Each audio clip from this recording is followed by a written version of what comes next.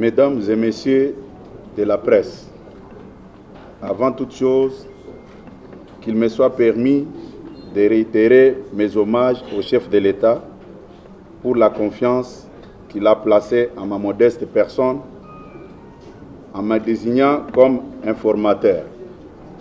Par la même occasion, je tiens à vous remercier pour avoir répondu présent à mon invitation, et cela en dépit de vos multiples occupations.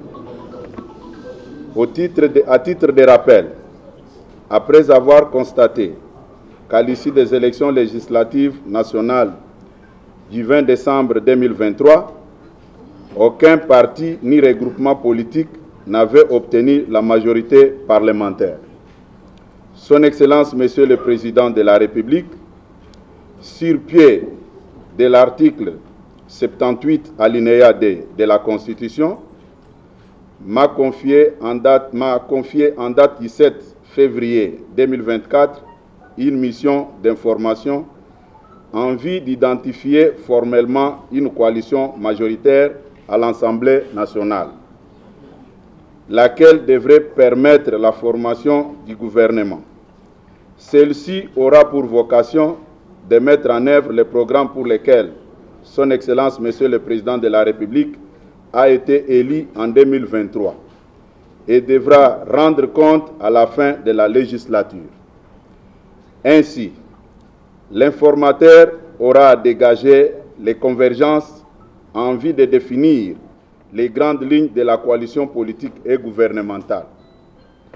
Donnant effet à ma désignation, je viens par la présente porter à la connaissance de l'opinion tant nationale qu'internationale du contenu de la mission d'informateur qui m'a été confiée, de sa durée, de la méthodologie du travail, de l'équipe qui m'accompagnera dans l'exécution des tâches inhérentes à cette mission, des résultats de celle-ci et de la remise du rapport à Son Excellence, Monsieur le Président de la République, chef de l'État.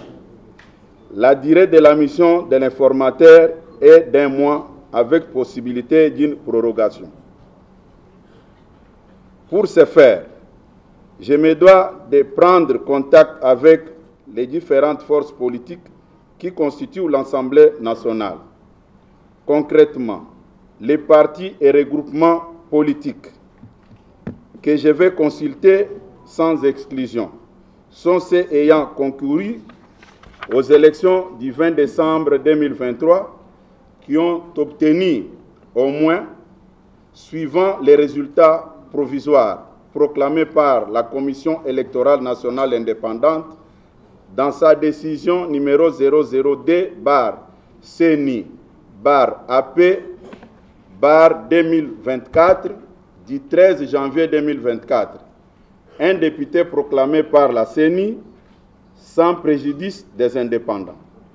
Ce qui justifie que je sois assisté par une équipe d'accompagnement constituée d'un panel d'experts, aussi bien au cours des audiences qu'en dehors de celles-ci, pour mener à bon escient ma mission.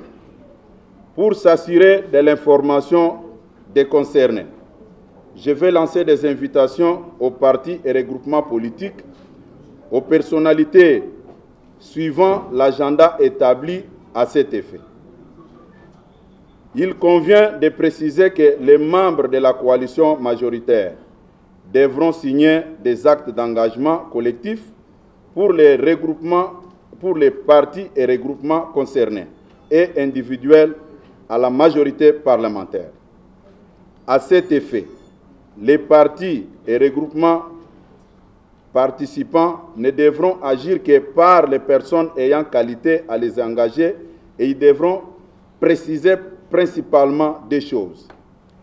Déclarer leur appartenance ou non à la coalition majoritaire qui sera mise en place pour former le gouvernement et en cas d'acceptation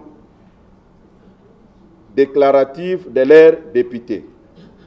À l'issue de ces travaux, il sera dégagé le nombre de partis et regroupements ainsi que les élus qui, sur les 400 77 actuellement proclamés par la CENI feront partie de la coalition gouvernementale. À la fin de ces consultations, je ferai rapport de cette mission à son Excellence, Monsieur le Président de la République, chef de l'État, en précisant notamment les équilibres par espace géographique. Avec l'aide de Dieu, je demeure convaincu de l'issue et reste de ma mission par l'identification d'une coalition fondée sur une forte majorité parlementaire, gage de la stabilité de notre pays. J'invite donc les différents députés qui adhèrent à la vision du chef de l'État de les matérialiser en participant tous à la coalition parlementaire que nous sommes chargés de mettre en place dans le cadre de la présente mission. Je vous remercie.